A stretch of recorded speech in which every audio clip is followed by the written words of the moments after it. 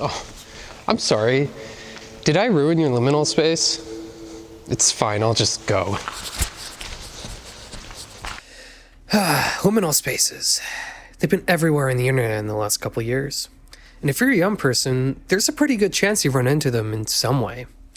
Whether it was a Strange But Familiar Places compilation on YouTube or TikTok, the Backrooms, or one of the many liminal space communities on Reddit, Tumblr, or Instagram. But what is a liminal space? The definition of liminal, according to Google, is relating to a transitional or initial stage of a process. So it would stand to reason that they're transitional spaces, like maybe an airport or a hotel, right? Well, sort of.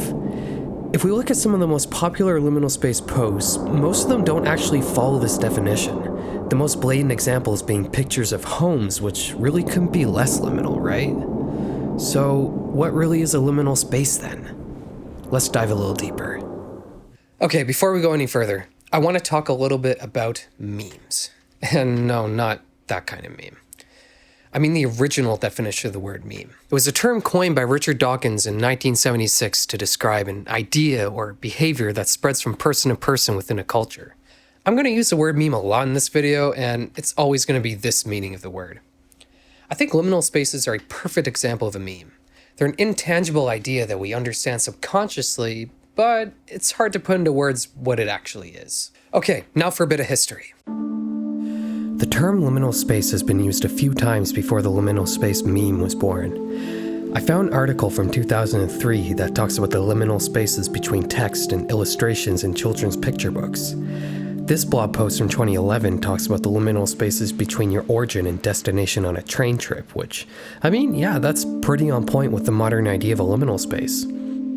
There's also this article from an academic journal written in 2014 that I find pretty interesting. It uses the term liminal spaces to describe transitory dwellings in the workplace, such as elevators, bathrooms, stairwells, etc. It describes these areas as a no-man's land of sorts, in the sense that they're not owned by any particular party and they're not easily defined in their use. I know that last part doesn't sound entirely true, but the article goes in depth about how these spaces often transform from their original intended use. For example, a stairwell or hallway that was originally only intended for traveling from one place to another might become a second break room for workers to hang out. Alleyways can become smoke rooms, bathrooms can become a temporary private refuge.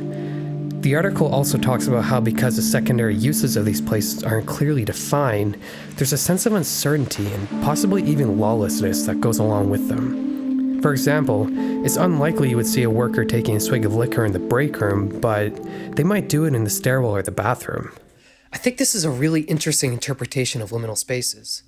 This focus on temporary areas that we don't often think about is really in line with the modern idea of a liminal space. Although the pictures in the article don't quite have the same sense of eeriness or emptiness as a modern-day liminal space. There are quite a few other posts and articles from the past that each have their own interpretations of liminal spaces, but the modern idea of a liminal space evolved from a different meme: cursed images. Cursed images are pictures that either look creepy or have some creepy meaning behind them. They originated in late 2015 on Tumblr and then spread to many other platforms in early 2016. On the paranormal board on 4chan in April 2018, there was a thread of cursed images that contained what would become two of the most well-known liminal space images: the Backrooms and the Dashcom ball pit. Then, 1 year later, in May 2019, a user would make a thread with the same Backrooms image, asking for users to post disquieting images that just feel off. And, well, I think this right here is when we can say the liminal space meme was truly born. I think part of what makes a great meme is how quick it is to understand.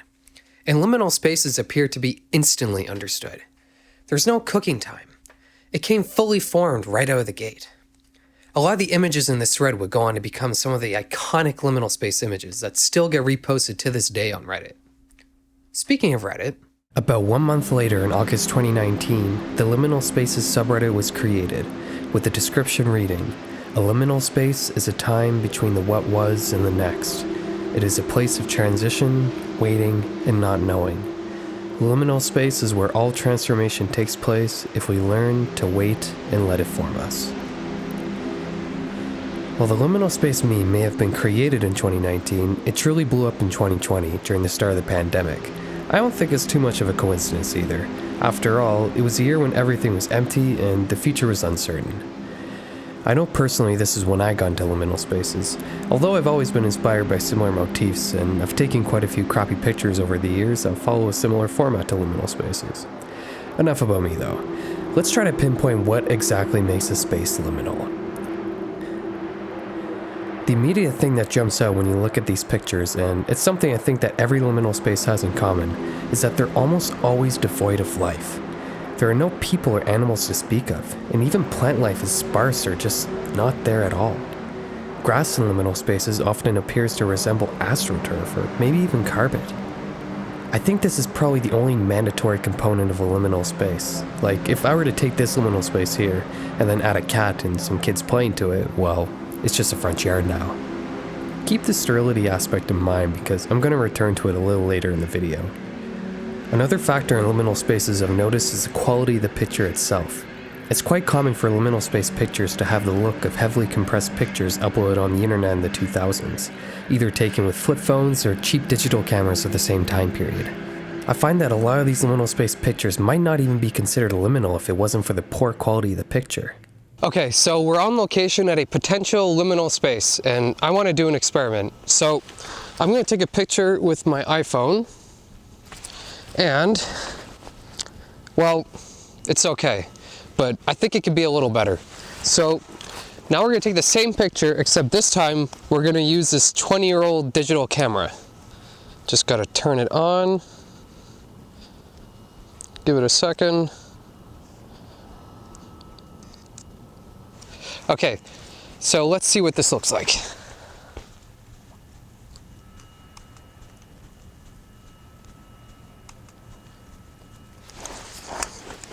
And yeah, I think it's a lot better. So now I'm gonna go home, we're gonna post both photos on Reddit and we're gonna see which one gets more karma.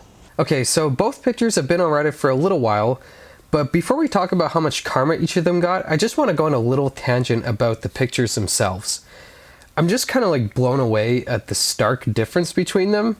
I mean, obviously a modern cell phone is going to have a new sensor that's much, much brighter than this old digital camera, and cell phones do things like computational photography to make the picture brighter, but I mean, to see these two pictures lined up side by side, I mean, the difference is literally night and day.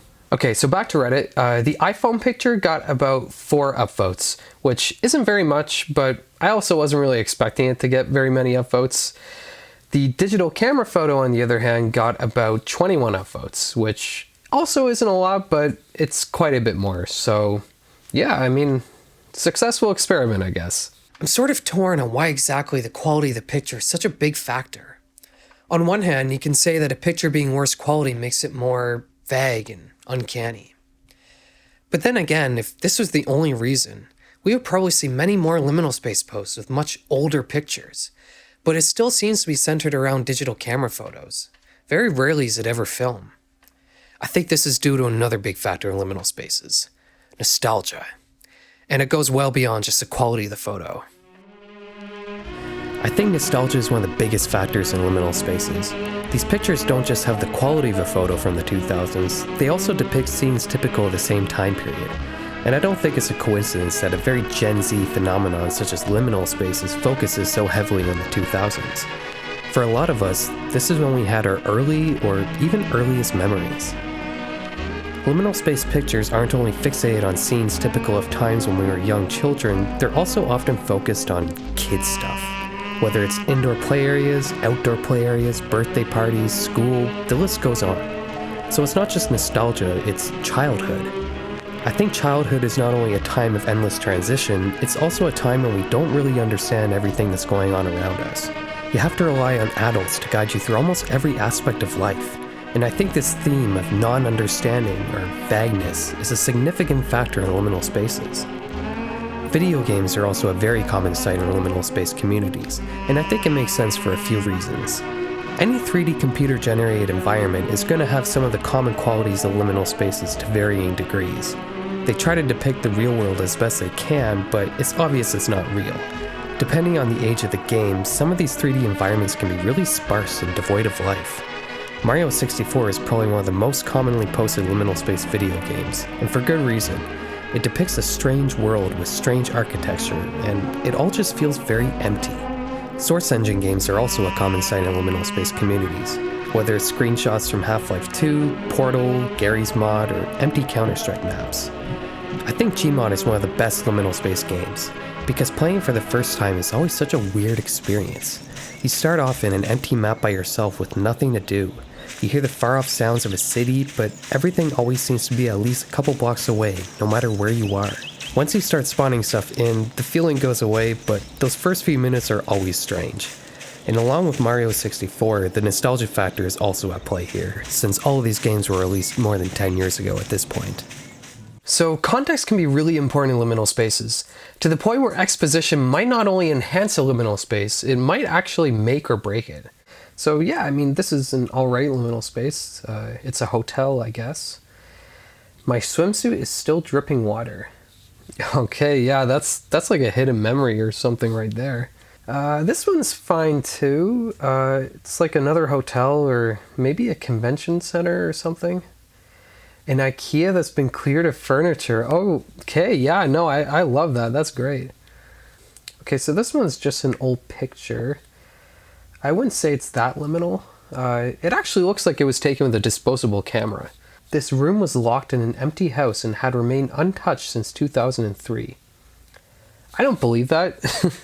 I mean, this was definitely taken with a disposable camera, and I mean, if I found a room that hadn't been open in 20 years, my first instinct would be to grab my disposable camera. So yeah, I'm calling BS on that one, but hey, it's a good story. Okay, this one looks like a doctor's office or something. I would say this one's probably the most liminal of the bunch, just on first glance. From an office space closed since 1991. Every room has one of those flip clocks and they're all synced. Each minute you hear them all cycle over, telling time to no one for 31 years. Alright, yeah, I mean, very nice. Okay, let's try another experiment. I'm just gonna get out of the shot here. Alright, would you say you're looking at a liminal space right now? No?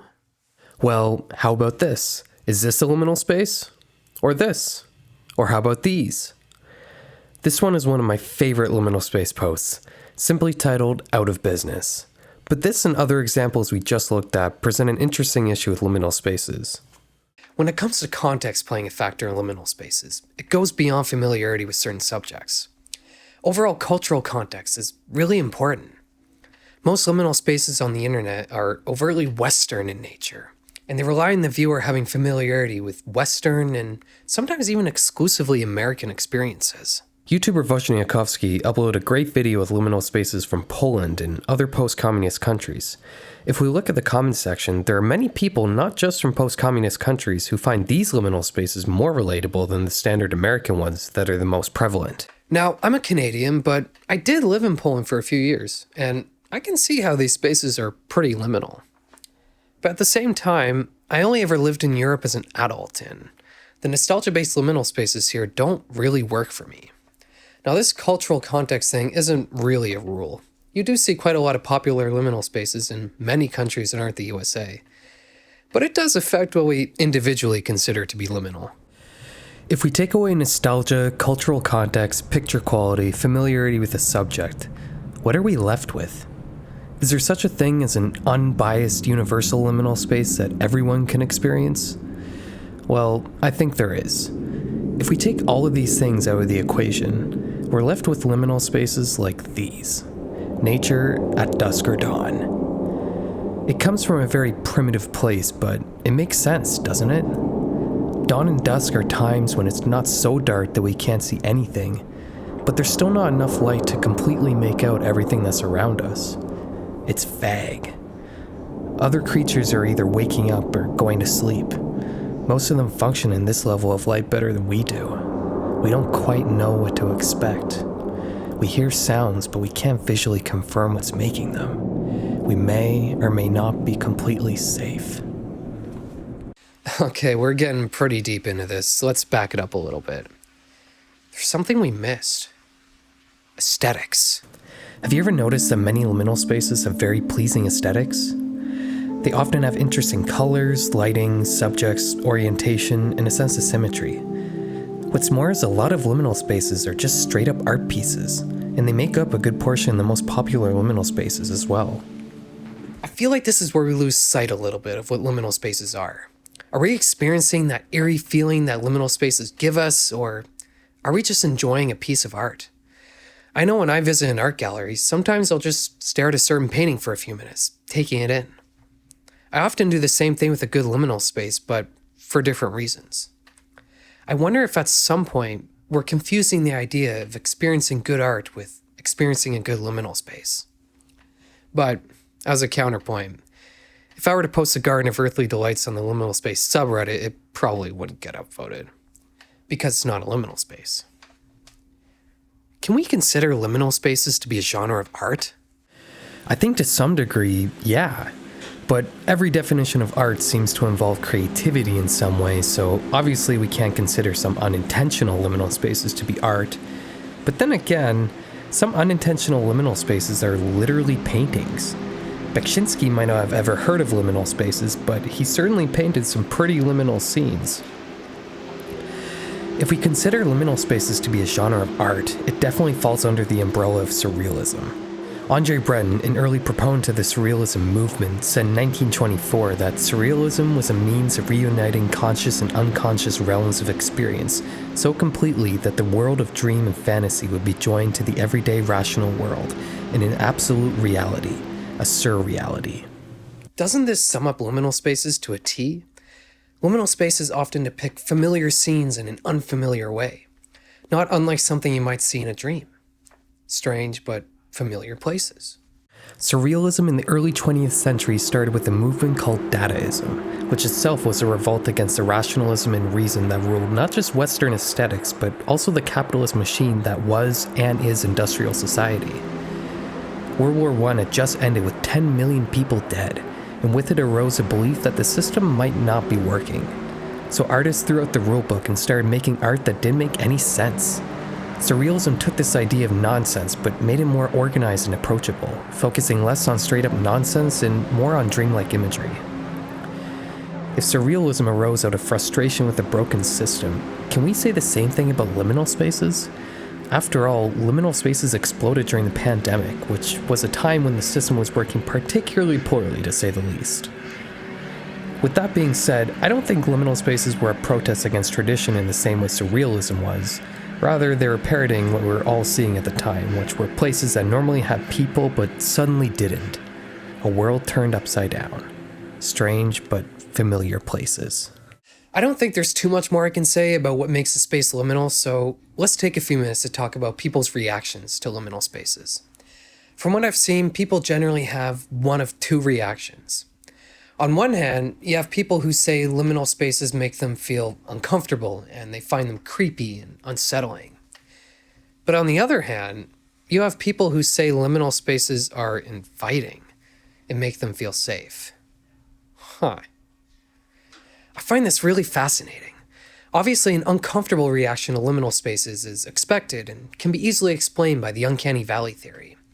But to have the other common reaction be so far on the other side of the spectrum is really strange. So, why is it like this? Well, I have a theory. One popular motif in liminal spaces is outdoor spaces replicated indoors. One of the best examples of these kind of liminal spaces is this post right here, and it's also the 5th most popular post of all time in the Liminal Space subreddit at the time of making this video.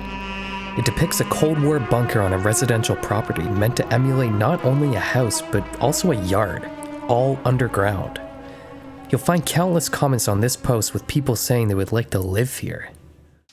So, here's my theory. I think this post and a lot of others show us a sterile, safe, and most importantly, a completely controlled version of what would otherwise be a somewhat unpredictable environment. The outdoors is an expansive place that is practically endless from our human perspective, and is filled with little threats like bugs, animals, dirt, bacteria, rain, snow, other humans. Almost all of it is outside our control. But something like this bunker is limited and safe. There aren't any mystery dangers that may or may not pop out. We know exactly what to expect. While I think the outdoors-indoors liminal spaces are the best example of liminal spaces making people feel safe, I don't think they're the only ones. I think any liminal space that looks sterile enough can have the same effect. And the comments I see on these posts prove that. Let's talk a bit about the other reaction people seem to have, and that's fear and anxiety. I mentioned the uncanny valley earlier, and I think liminal spaces fit nicely into the bottom of this chart, along with such things as corpses, humanoid robots, and animations that are a little too realistic. For example, the movie Shrek had to be changed because in test screenings, children had feelings of anxiety whenever Princess Fiona came on screen. They had to make her character look less realistic. Another example comes from the 2019 film adaptation of the musical Cats. While the 1998 adaptation used actors in costumes, the 2019 version instead gave their actors cat-like features and even cat-like movements using CGI. I don't really need to get into why people hated this movie, but viewers had a general feeling of disgust towards it, and I don't really blame them. So, what does this have to do with liminal spaces? Well, a lot of liminal spaces depict places that seem familiar but have something off about them. While some liminal spaces depict safe versions of environments that are normally unpredictable, a lot of them do the opposite and depict an unpredictable version of an environment that's normally safe, like a classroom at night, a bright neighborhood with a black sky, a main street at night devoid of people, an underground pathway with a disturbing message, a roller coaster enveloped in an obscuring fog. So at this point, we've talked about liminal spaces pretty extensively. But I want to challenge something I said at the beginning of this video. I said that this and this are liminal, but not this. Is that really true? Sure, you might be in an airport for a few hours, a hotel a few nights. But what about a school for a few months, a job or a house for a few years? Aren't these all technically transitional? After all, you weren't there forever. Are the things we remember from the past that are now different or no longer here at all liminal? I don't know. But what I do know is that I really appreciate you watching my video, and I hope you have a fantastic day. Thank you.